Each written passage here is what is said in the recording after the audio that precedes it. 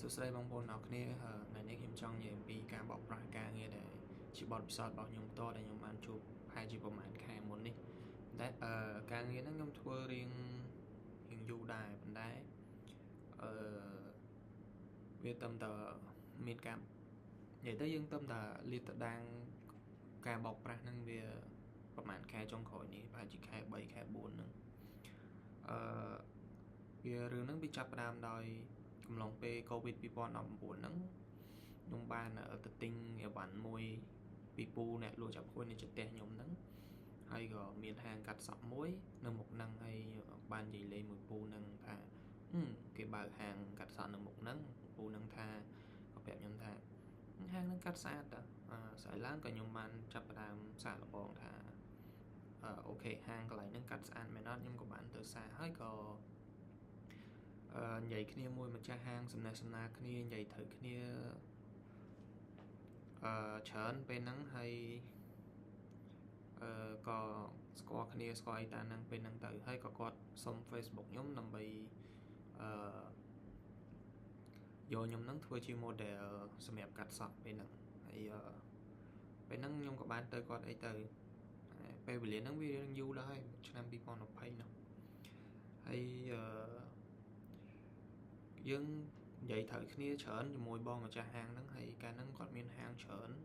ដូចជាហាង 4-5 ហាងហើយដល់ពេលមួយឆ្នាំ2ឆ្នាំក្រោយគាត់បានអាប់ដេតឡើងទៅដល់8ហាងហើយខ្ញុំគិតថាមនុស្សគាត់ដូចជាមានសក្តានុពលដែរជាមួយការងាររបស់គាត់ហើយហាងគាត់អភិវឌ្ឍលឿនហើយក៏អាចថាមកពីខ្ញុំហ្នឹងក្មេងពេកឆាប់ជឿពាក្យការលួងលោមរបស់អ្នកដទៃគាត់ក៏សួរខ្ញុំនេះនោះថាខ្ញុំរៀនអីកាលហ្នឹងកំឡុងពេលឆ្នាំហ្នឹងខ្ញុំរៀននៅខ្មែរតែខ្ញុំរៀននៅសាកលវិទ្យាអន្តរជាតិហ្នឹងខ្ញុំរៀនជំនាញពាណិជ្ជកម្មអន្តរជាតិពេលហ្នឹងគាត់ក៏សួរខ្ញុំថាជំនាញហ្នឹងរៀនពីអីយើងនិយាយឲ្យស្រួលស្ដាប់ពីខ្មែរទៅការងារហ្នឹងជំនាញរកស៊ីអញ្ចឹងទៅយើងមើលពីស្ថានភាពជាក់ស្ដែងក្នុងសង្គមសេដ្ឋកិច្ចអីចឹងទៅថាបើរកស៊ីមិន marketing មិនអីមិននិយាយទៅជំនាញ IB ហ្នឹងវា include ទាំងអស់នៅក្នុងហ្នឹងអញ្ចឹងណាហើយគាត់ក៏ព្យាយាមសួរខ្ញុំរហូតខ្ញុំតាមពិតខ្ញុំក៏មិនចង់នឹងប្រាប់ដែរព្រោះអីវាសាំញ៉ាំនៅក្នុងការបញ្យល់មនុស្សដែលអត់ចេះសោះដល់អញ្ចឹងទៅខ្ញុំក៏ចេះតែនិយាយទៅនិយាយប្រាប់គាត់ចេះចុះទៅគាត់យល់ខ្ញុំមិនដឹងដែរព្រោះខ្ញុំមនុស្សខ្ញុំមកចូលចិត្តសាំញ៉ាំមករឿងអញ្ចឹងហើយក៏ដល់កើអញ្ចឹងទៅខ្ញុំថាពេលហ្នឹងក៏ខ្ញុំបញ្យល់គាត់ប្រាប់គាត់ថាអូខេបងឯងគួរតែរៀប marketing ចេះហាងចេះពេលហ្នឹងនិយាយត្រូវគ្នាមែនតើហើយកំឡុងពេលហ្នឹងខ្ញុំក៏មិនបាននេះដែរខ្ញុំគ្រាន់តែទៅកាត់សក់ធម្មតាកាត់វាការតំណែងនោះវាគ្រាន់តែជាងកាត់សក់ឲ្យអ្នកទៅទទួលសេវាកម្មពីគាត់អញ្ចឹងណានៅហាងហ្នឹងហើយដល់ពេលកំឡុងពេល2022ខ្ញុំក៏ប្រាប់គាត់ពីរឿងហ្នឹងយូរហើយដែលខ្ញុំប្រាប់ថាខ្ញុំនិយាយមុនហ្នឹងយូរហើយប៉ុន្តែក្នុងឆ្នាំ2022គាត់ក៏បាននិយាយមួយខ្ញុំថាអូខេ set up គាត់ចង់បានជា digital marketing ដែល advertising service របស់គាត់ហ្នឹងនៅលើ platform Facebook IG ហើយ TikTok ក្នុងកំឡុងឆ្នាំ2022ហ្នឹងខ្ញុំក៏មិនបានជាប្រាក់ខែអីណាដែរហើយយើងក៏អត់មាន contract ក៏ការងារមួយគ្នាដែរព្រោះអីពេលហ្នឹងខ្ញុំគិតថាអូខេយើងស្គាល់គ្នារឿងអញ្ចឹងក៏មិនបាច់ជារឿងធំដុំអីដែរហើយក៏បានធ្វើការមួយគ្នាខ្ញុំក៏បានកាន់ page Facebook TikTok ហើយ Instagram ក៏អ្នកកាន់ទេពេលហ្នឹងខ្ញុំក៏អត់ requirement អីច្រើនដែរខ្ញុំ requirement ថាអូខេវីដេអូបងឯងអ្នក produce ខ្ញុំគ្រាន់តែជាអ្នក boosting ទេបងឯងឲ្យលុយខ្ញុំចាយមុំទៅឧទាហរណ៍ let's say example 30 រៀល40រៀល whatever គាត់ចង់ឲ្យពេលហ្នឹងក៏ខ្ញុំក៏មិនទាមទារអីណាដែរហើយពេលហ្នឹងខ្ញុំក៏បាន boot Facebookពេលហ្នឹងក៏បានបង្កើតTikTok ថ្មីមួយ platform ថ្មីមួយហ្នឹងហើយវីដេអូហ្នឹងពិតជាបានផលមែនវីដេអូខ្លះ អត់មានបូតអីទេប៉ុន្តែយើង reach បានទៅជា 100k view that's a lot I mean for the startup for the first month that's a lot ហើយទៅកម្រងហ្នឹងក៏បានផ្ដាច់ទៅវិញទៅដោយសារតែការងារដែលយើងត្រូវធ្វើបន្តទៅមុខហ្នឹងបានផ្អាកដោយសារតែគាត់នឹងចូលហ៊ុនជាមួយគ្នាមួយលោកជំទាវណាថ្មីអញ្ចឹងទៅដល់ពេលអញ្ចឹងទៅក៏គាត់ប្តឹងផ្ដោតគ្នារឿងហ្នឹងទៅគាត់ថាសម្រាប់ខ្ញុំក៏សម្រាប់សិនទៅហើយពេលហ្នឹងក៏ខ្ញុំមិនទៀមទាអីណាដែរខ្ញុំក៏មិនចង់បានលុយអីប៉ុន្មានប៉ុណ្ណាដែរហើយដល់ពេលថ្មីនេះចូលដល់ឆ្នាំ2025ខែ2ខែ1នេះគាត់ក៏បានហៅខ្ញុំគាត់ telephone មកខ្ញុំថាសួរថាសាលនៅខ្មែរឬក៏នៅសិង្ហបុរីខ្ញុំក៏បានប្រាប់ថាអូខេខ្ញុំនៅខ្មែរតា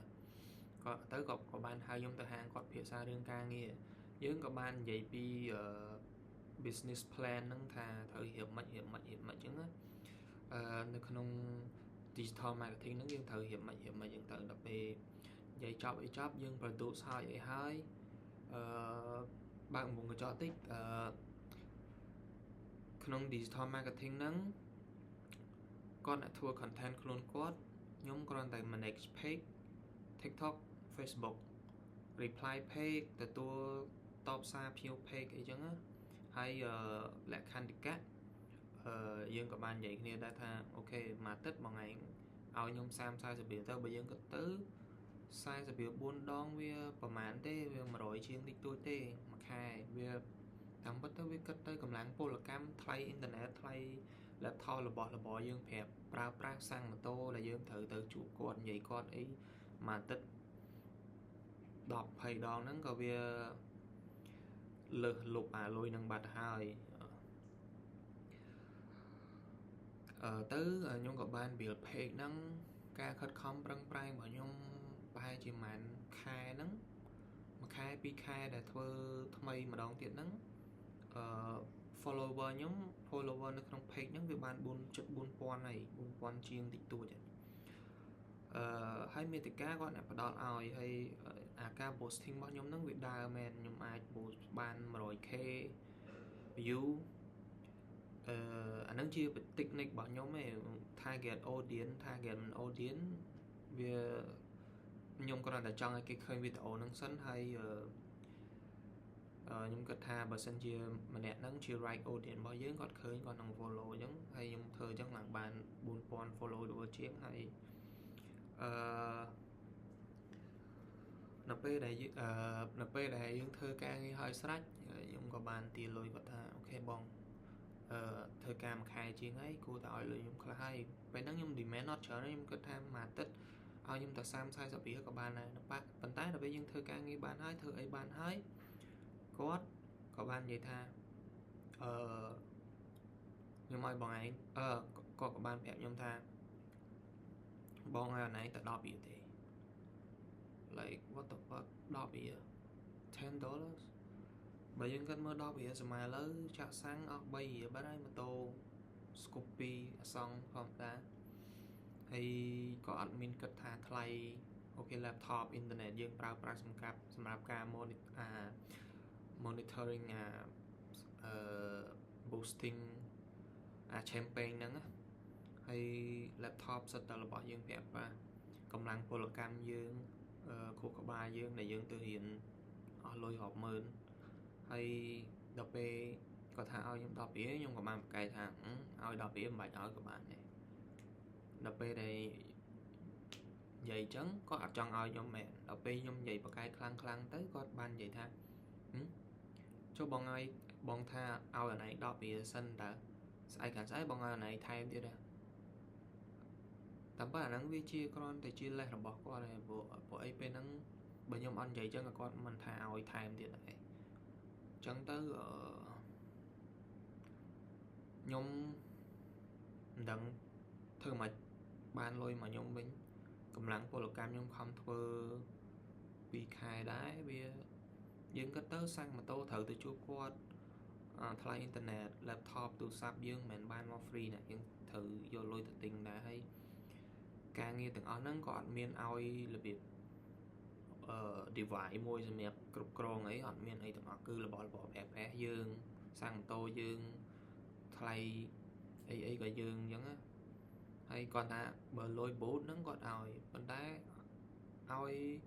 boot តិចតួចបំផុត10ម្ដង5រៀលម្ដង50000អីហ្នឹងហើយយើងធម្មតាយើងដឹងហើយ marketing ចាយលុយ50000ហើយយើងទៅរក target audience មកម្ដង100 200នាក់1000 2000នាក់មក follow ហើយ100 200នាក់មកហាងយើងផ្ទាល់មិនបានហើយណាមួយខ្ញុំគាត់ថាមនុស្សឥឡូវក៏មិនចេះតែមកភ្លាមដែរគេត្រូវមើល credit នៅហាងហ្នឹងអីត្រង់តែគេមកដែរហើយទៅការធ្វើហ្នឹងវាបកកាយគ្នាឡើងតឹងសរសៃកដែរពេលហ្នឹងហើយខ្ញុំក៏មិនដឹងធ្វើមិនដែរព្រោះពេលវេលាកម្លាំងកាយចិត្តយើងហ្នឹងបានធ្វើវា2ខែជាងហើយគាត់ឲ្យខ្ញុំអត់ឲ្យលុយខ្ញុំសោះខ្ញុំក៏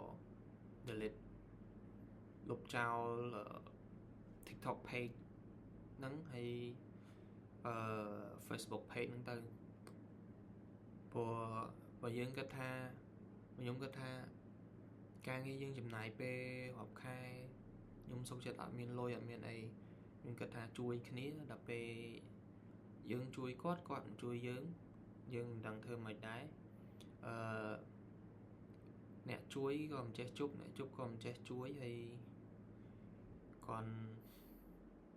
បើសិនជាគាត់ចង់បានហាងគាត់មានការគ្រប់គ្រងច្រើនហើយគាត់ត្រូវមកលុយ marketing លុយចាយមកលើយើងប៉ុណ្ណឹងគាត់មិនហ៊ានចាយហើយចង់បានមនុស្សមកខ្ញុំក៏មិនដឹងធ្វើម៉េចដែរខ្ញុំក៏ delete page ហ្នឹងចោលទៅហើយខ្ញុំមិនដឹងរឿងហ្នឹងវាត្រូវឬខុសប៉ុន្តែសម្រាប់ខ្ញុំវាខាតកម្លាំងខាតពេលវេលាប៉ុន្តែយើងមិនដឹងធ្វើម៉េចមានតែលុបអាហ្នឹងចោលរឿងហ្នឹងជំនួសបងប្អូនគិតមិនដែរខ្ញុំក៏ដឹងគិតមិនដែរបានចេញវីដេអូហ្នឹងមកនិយាយប្រាប់អ្នកទាំងអស់គ្នា so at the end of video ជាចុងក្រោយមកខ្ញុំគិតថាអាចមកពីខ្ញុំក្មេងពេកខ្ញុំជឿទុកចិត្តគេពេកហើយការងាររបស់ខ្ញុំអត់មានកុងត្រាអត់មានអីមួយគ្នាអាហ្នឹងក៏មិនបាក់និយាយប៉ុន្តែជាចុងក្រោយខ្ញុំក៏មិនដឹងថាការទង្វើរបស់ខ្ញុំហ្នឹងវាត្រូវឬខុសដែរ so that is the end of the video thank you everyone bye bye